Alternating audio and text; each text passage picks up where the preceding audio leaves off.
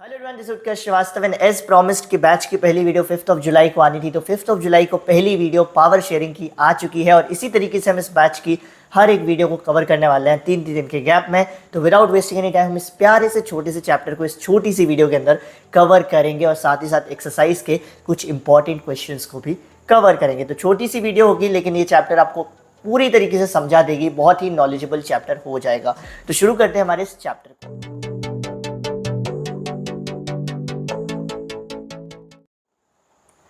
तो इस चैप्टर में बेसिकली हम 3 सवालों के जवाब ढूंढने वाले हैं। पहला सवाल होगा कि पावर शेयरिंग क्या होती है, दूसरा सवाल होगा पावर शेयरिंग क्यों ज़रूरी है और तीसरा सवाल होगा पावर शेयरिंग कैसे होती है। तो क्या, क्यों, कैसे, इन्हीं तीनों के सवालों के जवाब हम इस चैप्टर में ढूंढेंगे। तो सबसे पहले पावर शेयरिंग के बारे में जानने के लिए एक छोटी सी बात बोल देता हूँ कि पावर शेयरिंग का सिंपल मतलब है पावर को शेयर करना। पावर अब हर जगह शेयर होती है, अलग अलग तरीके से होती है। आपके स्कूल में होती है सबसे ज़्यादा पावर प्रिंसिपल के पास, फिर वाइस प्रिंसिपल, फिर टीचर, फिर क्लास टीचर, फिर मॉनिटर, फिर सेकेंड मॉनिटर। इस तरीके से आपके स्कूल में पावर शेयर है। उसी तरीके से पूरी दुनिया में भी अलग अलग तरीके से पावर शेयर होती है। ठीक है, तो अब पावर शेयरिंग क्यों ज़रूरी है, इस चीज़ को समझने के लिए हमें 2 कहानी पढ़नी पड़ेंगी। पहली कहानी होगी जहाँ पर हम समझेंगे कि अगर पावर शेयरिंग हो तो क्या होता है, और दूसरी कहानी में हम समझेंगे अगर पावर शेयरिंग ना हो तो क्या होता है। तभी तो हम पता कर पाएंगे कि पावर शेयरिंग के क्या बेनिफिट्स हैं और क्या डिमेरिट्स हैं। ठीक है, तो पहली कहानी है बेल्जियम की। बेल्जियम एक छोटा सा देश है, छोटी सी पॉपुलेशन, कुल 1-1.5 करोड़ की पॉपुलेशन है।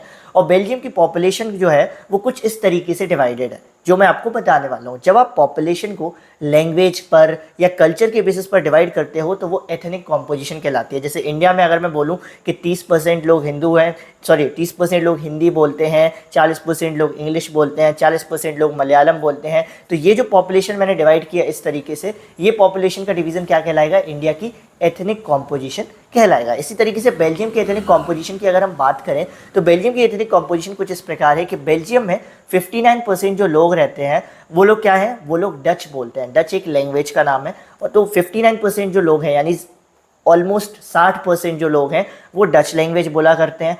40% जो लोग हैं, 40% वो फ्रेंच बोला करते हैं और बचे 1% लोग कौन सी लैंग्वेज, जर्मन बोला करते हैं। ये पूरे बेल्जियम की कहानी है। तो अब अगर मैं पूछूं बेल्जियम में मेजॉरिटी में कौन है, बहुमत में कौन है, तो आप इजीली कह सकते हो 59% वाले लोग यानी डच है। और माइनॉरिटी में कौन है, अगर हम जर्मन को हटा दें तो माइनॉरिटी में हमारे फ्रेंच हो जाएंगे क्योंकि वो कितने हैं, 40%। ठीक है, अब किसी भी देश में उस देश का सबसे इंपॉर्टेंट हिस्सा होता है उसकी कैपिटल। जैसे इंडिया का सबसे इंपॉर्टेंट पार्ट होगा इंडिया की कैपिटल न्यू दिल्ली, इसी तरीके से बेल्जियम का सबसे इंपॉर्टेंट हिस्सा माना जाएगा उसकी कैपिटल। तो उसके बारे में भी जान लेते हैं। तो बेल्जियम की कैपिटल है ब्रुसेल्स। और ब्रुसेल्स की अगर हम एथनिक कॉम्पोजिशन देखेंगे यानी पॉपुलेशन को डिवाइड करेंगे on the basis of language, तो वहाँ पर केस कुछ उल्टा है। अभी हमने देखा था कि पूरे देश में अगर देखेंगे तो मेजॉरिटी में कौन है, डच है, और माइनॉरिटी में कौन है, फ्रेंच है। लेकिन ब्रुसेल्स में केस अलग है। ब्रुसेल्स में 80% लोग फ्रेंच बोलते हैं और सिर्फ 20% लोग डच बोलते हैं। यानी ब्रुसेल्स के अंदर क्या है, जो बेल्जियम की कैपिटल है वहाँ पर फ्रेंच मेजॉरिटी में है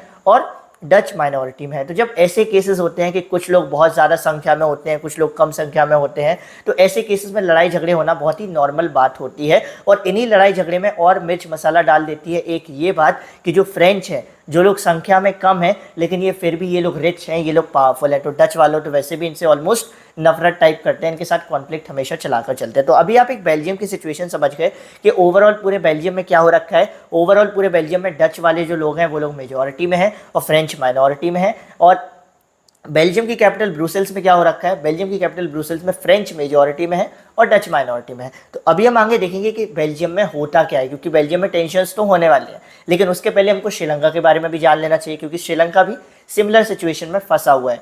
तो श्रीलंका का केस ये है कि देखो भाई, श्रीलंका एक छोटा सा देश है, हमारे देश से थोड़ी दूरी पर है, एक आइलैंड नेशन है, पानी से घिरा हुआ है। ठीक है, इसकी पॉपुलेशन भी कुछ 2-2.5 करोड़ के आसपास है। अब श्रीलंका की कहानी ये है कि श्रीलंका में भी अगर हम पॉपुलेशन को डिवाइड करेंगे on the basis of language, तो श्रीलंका में 74% लोग सिन्हाला बोलते हैं। सिन्हाला वहाँ की एक लैंग्वेज है, जैसे हमारी हिंदी लैंग्वेज है ऐसी वहाँ की सिन्हाला लैंग्वेज है। तो 74% लोग सिन्हाला बोलते हैं, 18% लोग तमिल बोलते हैं और बाकी बचे 7% लोग ऐसे हैं जो क्रिश्चियन हैं, जिनमें कुछ सिन्हाला भी बोलते हैं, कुछ तमिल भी बोलते हैं। ठीक है, अब यहाँ पर एक और डिवीज़न आ जाता है। जो मैंने बोला कि 18% लोग तमिल बोलते हैं, इसमें भी इन्होंने कहा कि कुछ लोग ऐसे हैं जो श्रीलंका के ही रहने वाले हैं तो उनको हम श्रीलंकन तमिल बोल देते हैं, और कुछ लोग ऐसे हैं जो बाहर से आकर श्रीलंका में बस गए हैं काम की सर्च में, और स्पेशली वो लोग इंडिया से हैं तो उनको इंडियन तमिल बोलते हैं। तो जो 18% तमिल हैं उनमें से 13% श्रीलंकन तमिल है, और 5% है बाकी बचे वो इंडियन तमिल्स हैं। ठीक है, थोड़ी और डिटेल दे देता हूँ। ये जो सिन्हाला स्पीकर्स हैं जो 74% हैं, इनमें से मैक्सिमम लोग बुद्धिस्ट रिलीजन को बिलोंग करते हैं, यानी बौद्ध धर्म को बिलोंग करते हैं। और ये जो तमिल स्पीकर्स हैं इनमें से मैक्सिमम लोग हिंदू या मुस्लिम्स हैं। अब ये डिटेल्स मैंने आपको क्यों दे दी, क्योंकि ये डिटेल्स बड़ी हेल्प करने वाली है आगे। तो अब आपने यहाँ पे भी देख लिया श्रीलंका में क्या हो रखा है, सिन्हालाज मेजॉरिटी में है और तमिल वाले माइनॉरिटी में है, तो यहाँ पर भी टेंशन होने वाली है। तो अब हम देखेंगे कैसे श्रीलंका और बेल्जियम इन सभी टेंशन से निपटेंगे और इनके साथ डील करेंगे। सबसे पहले हम समझ लेते हैं हमारी किसकी सिचुएशन, हमारी श्रीलंका की सिचुएशन। ठीक है, तो श्रीलंका को आज़ादी मिली थी 1948 में। उसके बाद क्या हुआ, जब जैसे श्रीलंका आज़ाद हुआ तो श्रीलंका में कौन सरकार बनाएगा, तो श्रीलंका के सिन्हाला ने बोला क्योंकि हम मेजॉरिटी में हैं, हम ज़्यादा संख्या में हैं, तो हम ही लोग क्या करेंगे, सरकार बनाएंगे। यहाँ तक बात ठीक थी। उसके बाद श्रीलंका की सरकार ने क्या किया, मेजॉरिटेरियनिज्म पॉलिसी अपनाई। मेजॉरिटेरियनिज्म पॉलिसी क्या होती है उस बारे में बता देता हूँ। मेजॉरिटेरियनिज्म पॉलिसी ये कहती है कि जो लोग मेजॉरिटी में हैं, जो लोग बहुमत में हैं, उनकी परवाह करो, और जो लोग कम संख्या में हैं उनको इग्नोर करो। सपोज करो 10 लोग हैं, 10 में से 7 लोगों को समोसा खाना है, 3 लोगों को ब्रेड पकौड़ा खाना है, तो अगर मैं मेजॉरिटेरियनिज्म की पॉलिसी अपनाऊंगा तो मैं 7 लोगों को समोसा दे दूंगा, 3 लोगों को बोलूंगा तुमको खाना है खाओ, नहीं खाना है नहीं खाओ। क्यों? क्योंकि मुझे तो खाली मेजॉरिटी से मतलब है। यही काम श्रीलंका में किया गया। जब वहाँ पर सिन्हाला वाले लोगों ने अपनी सरकार बनाई तो उन्होंने कहा हम मेजॉरिटी की पॉलिसी अपनाएंगे। उसमें उन्होंने क्या किया, 1956 में एक एक्ट पास किया। उस एक्ट में बोला कि आज से सिन्हाला श्रीलंका की ऑफिशियल लैंग्वेज होगी। ये जानते हुए भी कि श्रीलंका में तमिल भी बोली जाती है, लेकिन फिर भी उन्होंने क्या किया, सिन्हाला को श्रीलंका की ऑफिशियल लैंग्वेज बना दिया। वो यहाँ तक नहीं रुके, उसके बाद उन्होंने क्या किया, उसके बाद उन्होंने बोला कि इस देश में होने वाली जितनी भी जॉब एप्लीकेशन है, जितनी भी यूनिवर्सिटी के लिए टॉप पोजीशन है या जो भी जॉब है, उन सब में हम सिन्हाला को फेवर करेंगे, सिन्हाला को प्रेफरेंस देंगे, उसके बाद हम तमिल को प्रेफरेंस देंगे। यानी हर चीज़ में प्रायोरिटी किसको दी जाएगी, सिन्हाला स्पीकर्स को दी जाएगी। वो यहाँ पर भी नहीं रुके। जैसा कि मैंने आपको बताया था कि ज़्यादातर जो सिन्हाला के लोग थे वो बौद्ध धर्म को बिलोंग करते थे, बुद्धिस्ट रिलीजन को बिलोंग करते थे। तो इन्होंने बोला कि हम क्या करेंगे, पूरे देश के अंदर बुद्धिस्ट रिलीजन को प्रमोट करेंगे, एनकरेज करेंगे। अब ये सब देखकर तमिल को बड़ा बुरा फील हुआ। उनको लगा कि वो अपने देश में अकेले पड़ गए हैं, जिसकी वजह से उन्होंने डिसाइड किया कि वो क्या करेंगे, खुद को ऑर्गेनाइज करेंगे, छोटी छोटी पार्टीज बनाएंगे, छोटे छोटे मूवमेंट्स करेंगे। यहाँ से शुरुआत होती है कहानी की, रियल कहानी की, कि कैसे इनके बीच तनाव बढ़ा और बड़े युद्ध में कन्वर्ट हुआ। तो जैसे कि तमिल को फील हो गया था कि ये सरकार उनकी परवाह नहीं करती सिन्हाला की, तो उन्होंने खुद को ऑर्गेनाइज किया, स्ट्रगल किए, मूवमेंट किए, और उन्होंने सिन्हाला की सरकार के सामने 3 डिमांड रखी और बोला कि अगर आप ये 3 डिमांड को पूरा नहीं करोगे तो हम लोग बड़ा ही तगड़ा झगड़ा करेंगे। अब उनकी 3 डिमांड कौन सी थी, उनकी जो पहली डिमांड थी, उन्होंने कहा जिस तरीके से तुमने सिन्हाला को ऑफिशियल लैंग्वेज बनाया उसी तरीके से तमिल को भी क्या कर दो, ऑफिशियल लैंग्वेज बना दो। अब वो यहाँ तक नहीं रुके, ठीक है, यहाँ तक भी नॉर्मल चीज़ है। दूसरी चीज़ उन्होंने बोली कि आप ये जो प्रायोरिटी दे रहे हो ना सिन्हाला को, वो प्रायोरिटी मत दो, इक्वल अपॉर्चुनिटीज़ दो सिन्हाला को भी तमिल को भी। ठीक है, ये बात भी ठीक है, कोई दिक्कत नहीं है। लेकिन जो तीसरी उन्होंने डिमांड रखी ना, उससे पूरा श्रीलंका हिल गया। तीसरी डिमांड ये थी, उन्होंने कहा कि हमको श्रीलंका में नॉर्थ और ईस्टर्न पार्ट में एक अलग इंडिपेंडेंट स्टेट दे दो, यानी आज़ाद राज्य दे दो, जिसको उन्होंने क्या बुलाया, इलाम बुलाया। अब आप कहोगे यार भैया नॉर्थ और ईस्ट में ही क्यों मांगा, क्योंकि ज़्यादातर जो तमिल्स थे वो नॉर्थ और ईस्ट में ही रहा करते थे। तो जब उन्होंने तीसरी डिमांड रखी तब तो भैया सिन्हाला वालों का दिमाग खिसक गया, बोले यार आप श्रीलंका में ही विभाजन कराओगे, श्रीलंका में ही आज़ादी की लड़ाई लड़ना चाहते हो। इसकी वजह से श्रीलंका के सिन्हाला वालों ने उनकी डिमांड्स को रिजेक्ट कर दिया, और जब उनकी डिमांड्स रिजेक्ट हुई तो इनके बीच झगड़े हुए, झगड़े होकर बड़े बड़े कॉन्फ्लिक्ट हुए, और ये बड़े बड़े कॉन्फ्लिक्ट बड़े युद्ध में कन्वर्ट हो गए, जिसकी वजह से श्रीलंका में सिविल वॉर हुआ। सिविल वॉर में हुआ क्या था, श्रीलंका में वॉर हुआ, श्रीलंका के लोग मारे गए, श्रीलंका का नुकसान हुआ, श्रीलंका के लोग बेरोजगार हो गए। और ये सब क्यों हुआ, at the end of the day ये सब इसलिए हो रहा था क्योंकि श्रीलंका में पावर शेयरिंग नहीं थी। अगर सपोज करो शुरू में ही सिन्हाला वाले बोल देते कि हम तमिल की रिस्पेक्ट करते हैं, हम उनके साथ पावर शेयर कर देंगे, तो बात वहीं पे ख़त्म हो जाती। यानी कि अगर पावर शेयरिंग नहीं होती है तो क्या होता है, श्रीलंका जैसा हाल होता है, युद्ध होता है। अब देखो बेल्जियम की कहानी भूल तो नहीं गए हो ना, बेल्जियम की कहानी भी हमको समझना है, क्योंकि बेल्जियम में भी ऐसी सिचुएशन हो रखी थी। बेल्जियम में भी एक मेजॉरिटी में थे, एक माइनॉरिटी में थे, और वहाँ पर भी लड़ाई झगड़े वाली स्थिति थी। लेकिन बेल्जियम के लीडर्स ने डिसाइड किया कि यार दिमाग से काम लेना पड़ेगा। तो उन्होंने क्या किया, वो एक चीज़ समझ गए कि अगर देश को अच्छे से चलाना है तो देश में रहने वाली हर एक कम्युनिटी को रिस्पेक्ट देना पड़ेगा, उनके साथ हाथ मिलाकर चलना पड़ेगा। और इसी को कहा गया एकोमोडेशन इन बेल्जियम। एकोमोडेशन का मतलब सबको साथ लेकर चलना। तो उन्होंने बेसिकली क्या किया, सारी कम्युनिटीज़ को ये बताने के लिए कि हम आपकी रिस्पेक्ट करते हैं, हम आपके लिए काम करेंगे, 1970 से 1993 यानी 23 साल के बीच में कॉन्स्टिट्यूशन में, संविधान में 4 बार चेंजेस किए। और वो 4 बार चेंजेस उन्होंने इसलिए किए सो दैट वो अच्छे से अच्छा कॉन्स्टिट्यूशन बना सकें, एक ऐसा कॉन्स्टिट्यूशन बना सकें जिसमें हर कम्युनिटी को रिस्पेक्टेड फील हो। तो उन्होंने कुछ बड़े अहम कदम उठाए थे। उनमें से कुछ कदम के बारे में अगर हम देखेंगे तो सबसे पहला कदम जो बेल्जियम में उठाया गया वो ये बोला गया कि हमको फ़र्क नहीं पड़ता कि आप मेजॉरिटी में हो या माइनॉरिटी में हो, हम आपको इक्वल रिप्रेजेंटेशन देंगे। यानी पूरे देश के लिए जो सरकार बनेगी उसमें डच वाले भी उतने ही मंत्री होंगे, उतने ही मिनिस्टर्स होंगे जितने फ्रेंच के मिनिस्टर्स होंगे। तो इससे क्या हुआ, कोऑर्डिनेशन बैठ गया। पहला काम इन्होंने ये किया। दूसरा काम इन्होंने बोला कि ऐसा नहीं है कि सारी पावर सेंट्रल गवर्नमेंट को दे देंगे, ऐसा नहीं करेंगे, हम सेंट्रल गवर्नमेंट की कई सारी पावर स्टेट के साथ शेयर करेंगे और स्टेट को पावर देंगे कि वो उन मैटर्स पर क्या कर सकती है, कानून बना सकती है, उन मैटर्स पर डिसीजंस ले सकती है। तो इससे क्या हुआ, सेंट्रल का बहुत बड़ा बर्डन कम हो गया और स्टेट पर रिस्पॉन्सिबिलिटी आ गई कि आप अपनी अपनी स्टेट, अपने अपने एरिया को ईजिली संभाल लोगे। तीसरा काम इन्होंने बोला कि जैसे कि ब्रुसेल्स की बात हो रखी थी कि ब्रुसेल्स बेल्जियम का एक बड़ा इंपॉर्टेंट हिस्सा था, लेकिन वहाँ पर कुछ उल्टा हो रखा था कि फ्रेंच मेजॉरिटी में थे, डच माइनॉरिटी में थे। तो उन्होंने बोला ब्रुसेल्स देखो, ब्रुसेल्स बड़ा इंपॉर्टेंट हिस्सा है, तो उसके साथ हम मजाक नहीं करेंगे, ब्रुसेल्स को हम एक अलग सरकार देंगे और उस अलग सरकार में हम क्या करेंगे, वही करेंगे जो हमने पूरे देश के लिए किया, इक्वल रिप्रेजेंटेशन। जितने डच वाले मिनिस्टर्स होंगे उतने ही फ्रेंच वाले मिनिस्टर्स होंगे, यानी इक्वल सीट्स दे देंगे। अब एक इंपॉर्टेंट सवाल आप सबके दिमाग में आएगा कि भैया आपने बोला कि ये जो बेल्जियम वाले थे इन्होंने बोला था कि हर कम्युनिटी की रिस्पेक्ट करनी है, तो फिर इन्होंने 1% जर्मन को कहाँ रखा, 1% जर्मन की रिस्पेक्ट क्यों नहीं की?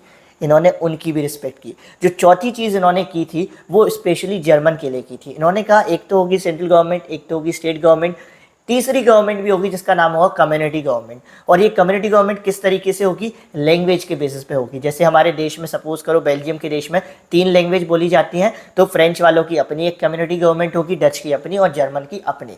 और इस कम्युनिटी गवर्नमेंट को इन्होंने बोला कि हम आपको कुछ कुछ पावर्स देंगे कि आप एजुकेशन रिलेटेड मैटर्स पर, कल्चरल मैटर्स पर, लैंग्वेज रिलेटेड मैटर्स पर अपने अपने लिए नियम कानून बना सकते हो। तो इस तरीके से बेल्जियम में क्या किया गया, हर कम्युनिटी की रिस्पेक्ट की गई, पावर को शेयर किया गया और बेल्जियम का देश आरामदायक तरीके से चलता रहा, पीसफुल तरीके से। तो इस कहानी से क्या सीख मिलती है कि अगर पावर शेयरिंग होगी तो झगड़े के चांसेस कम हो जाएंगे और अगर पावर शेयरिंग नहीं होगी तो श्रीलंका जैसी सिचुएशन होगी, झगड़े के चांसेस बढ़ जाएंगे। और यहीं से जन्म लेता है हमारा दूसरा topic, that why power sharing is desirable. तो पावर शेयरिंग क्यों ज़रूरी है, पहली चीज़ तो आप समझ गए, पावर शेयरिंग ज़रूरी इसलिए है क्योंकि इससे कॉन्फ्लिक्ट्स, युद्ध के chances among various social groups, अलग अलग ग्रुप्स के बीच में कम हो जाते हैं। तो power sharing is desirable.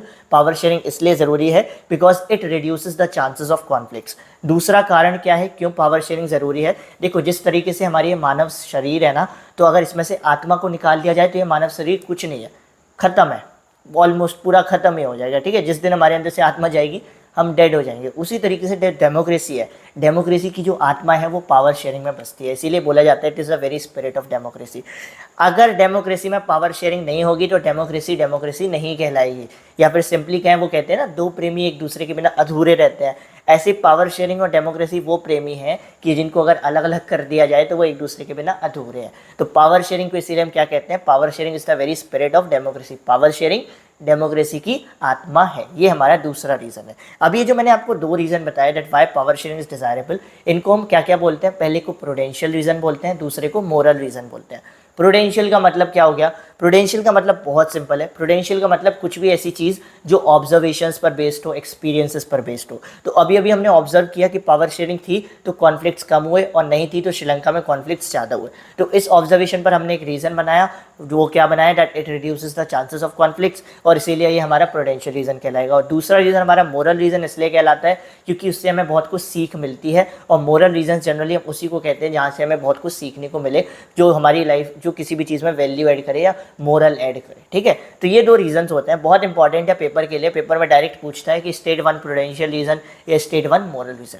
Move on करते हैं इस चैप्टर के लास्ट टॉपिक पर, फॉर्म्स ऑफ पावर शेयरिंग। एक डेमोक्रेटिक देश को अच्छे तरीके से चलाने के लिए और एक देश की सरकार को अच्छे तरीके से चलाने के लिए बहुत ज़रूरी है कि देश में रह रही हर एक कम्युनिटी, हर एक व्यक्ति को इक्वली तरीके से ट्रीट किया जाए, रिस्पेक्ट दी जाए, और वो रिस्पेक्ट उन्हें तभी मिल पाएगी जब हम उनके साथ पावर को शेयर करेंगे। जैसे हमारे देश में जनता के साथ पावर शेयर की जाती है, जनता को हक होता है कि वो जाकर वोट दे और वोट से वो अपना सांसद, अपना विधायक, अपना प्रधानमंत्री, अपना अध्यक्ष खुद चुन सके। तो ये हमारे साथ क्या की गई है, पावर शेयर की गई है। उसी तरीके से हमारे देश में और भी प्रकार से पावर को शेयर किया जाता है, और इस टॉपिक में हम उन 4 प्रकार को समझेंगे। और भी तरीके हैं बट मेनली हम 4 प्रकार को ही समझने वाले हैं। नंबर 1 तरीका आता है दैट पावर को शेयर किया जाता है among different organs of government.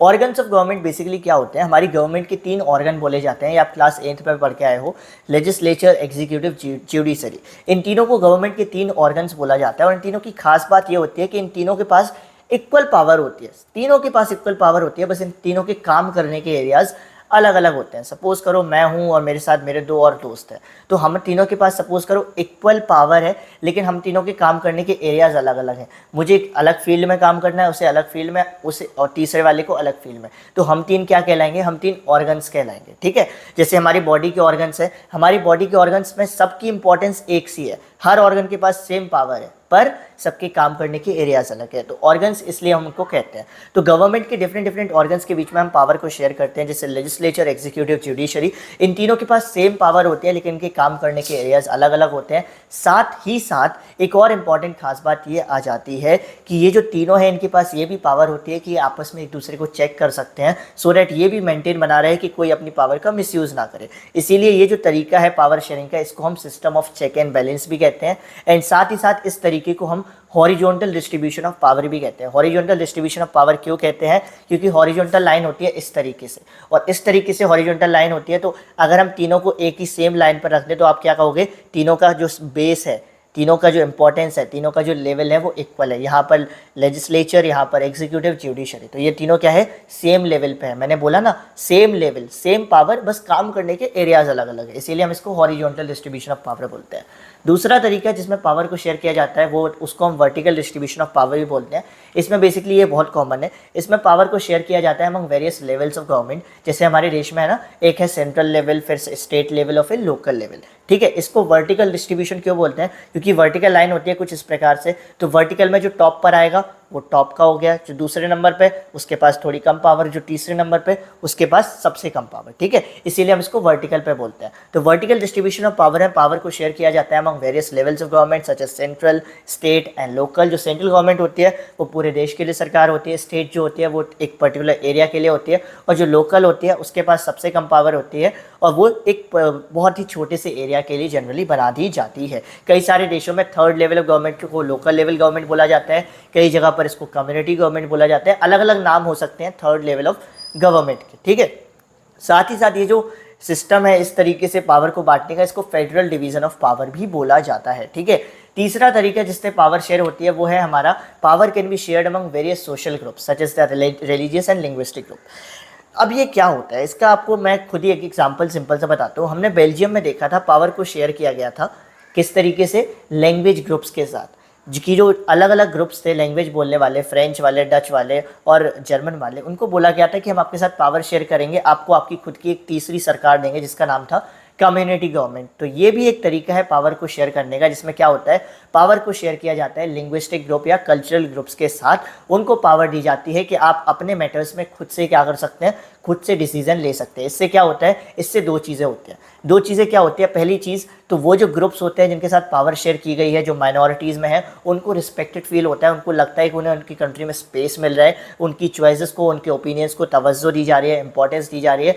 और साथ ही साथ इससे क्या होता है, सरकार का काम भी आसान हो जाता है। अब सपोज करो सरकार को ही सब कुछ करना हो तो सरकार को थोड़ी डिफिकल्टी होगी, लेकिन अगर सरकार उन्हीं चीज़ों के लिए पावर शेयर कर दे, सपोज करो तुम सरकार को बोलो कि यार किसी जगह पर सुंदरकांड हो रहा है तो उसकी भी जिम्मेदारी सरकार ले ले, तो ऐसे तो सरकार पर बहुत बर्डन आ जाएगा ना। तो इसीलिए क्या होता है, हम अलग अलग ग्रुप्स के साथ अलग अलग पावर शेयर कर देते हैं, जिससे ये ग्रुप अपने अपने फंक्शन कराते रहें, अपने अपने मैटर्स को खुद से सॉल्व करते रहें। तो तीसरा तरीका क्या होता है, that power is shared among various social group such as linguistic group and religious group. चौथा जो तरीका होता है, दैट पावर को किस तरीके से शेयर होती है, ये थोड़ा सा कॉम्प्लिकेटेड तरीका है। अभी अभी आप जैसे आपने देखा होगा कि जब किसान बिल आया था तो क्या हुआ था, किसान लोगों ने बड़ा विरोध किया था कैसे विरोध किया था? वो लोग धरने पर बैठ गए थे, वो लोग प्रेशर बना रहे थे सरकार के ऊपर, ठीक है। और इस प्रेशर को बनाकर उन्होंने क्या किया, उन्होंने तभी दम ली जब ये किसान वाला बिल वापस चला गया, फार्म बिल वापस चला गया। अब वो ठीक था गलत था वो बात की बात है, लेकिन किसानों ने क्या किया, प्रेशर बनाया, पूरा अपना इन्फ्लुएंस डाला सरकार के ऊपर और सरकार को अपना फैसला बदलना पड़ा। तो ये भी एक तरीके की पावर शेयरिंग है। क्यों? क्योंकि एक डेमोक्रेटिक देश में हर एक ग्रुप को, हर एक सिटीजन को, हर एक व्यक्ति को ये पावर मिलती है कि वो क्या कर सकता है। वो अगर सही तरीके से चीज़ें करे तो वो सरकार के ऊपर डायरेक्टली इनडायरेक्टली प्रेशर बना सकता है और उनकी डिसीजन मेकिंग में क्या कर सकता है, एक बड़ा रोल प्ले कर सकता है, जैसे फार्म बिल ने किया था। आज के टाइम पर आप देखते हो, आप जहाँ भी रहते हो, हर जगह हर चीज़ के छोटे छोटे ग्रुप होते हैं। जैसे एक बिजनेसमैन का ग्रुप हो जाता है, ठीक है, एक पुजारियों का ग्रुप हो जाता है, किसी और किसानों का ग्रुप हो जाता है, एक मुंशियों का ग्रुप हो जाता है, सरकारी कर्मचारियों का एक ग्रुप हो जाता है। तो ये ग्रुप क्यों बन रखे हैं कि जिससे क्या हो, अगर सरकार कभी कोई ऐसा डिसीजन ले जिसके ये जो इनके खिलाफ हो, तो ये लोग क्या करेंगे, ये लोग अपनी इनके साथ जो पावर शेयर की गई है, कि इनको जो पावर दी गई है कि ये क्या कर सकते हैं, सरकार पर दबाव बना सकते हैं, उसका इस्तेमाल करेंगे और सरकार पर दबाव बनाएंगे। तो ये भी एक तरीका होता है that power sharing can also be seen in the way the political parties और प्रेशर ग्रुप्स कंट्रोल और इन्फ्लुएंस दोज इन पावर। अब ये जो तरीका है इसको आप लिखोगे कैसे? चौथा जो तरीका था इसको आप लिखोगे, जो आपको स्क्रीन पे दिख रहा है उस तरीके से। समझने के लिए आप इस तरीके से समझ सकते हो जो मैंने समझाया, ठीक है। आई होप सो आपको ये चीज़ें क्लियर हो गई होंगी। तो अभी तो ये चैप्टर हमारा यहीं पर हो जाता है the end. Yes, you heard it right, इस चैप्टर का हो जाता है the end. And I hope so आपको ये चैप्टर अच्छे समझ भी आ गया होगा, बिकॉज बड़ी मेहनत से समझाया है। तो अब ये एक्सरसाइज के 2 क्वेश्चंस, ठीक है। अब ये 2 क्वेश्चंस हैं। जैसे मैं इन क्वेश्चंस को पढ़ूंगा आप इस वीडियो को पॉज कर सकते हो और इस वीडियो को पॉज करके अपने मन में बोल सकते हो या एक पेज पे लिख सकते हो। State 1 prudential and 1 moral reason for power sharing. Power sharing क्यों ज़रूरी है, उसका प्रूडेंशियल और मोरल रीज़न बताओ। तो वीडियो पॉज करो, कर लो आराम से। और मैं भी बता देता हूँ, वीडियो पॉज करके जब खोलोगे तो सुन भी लेना।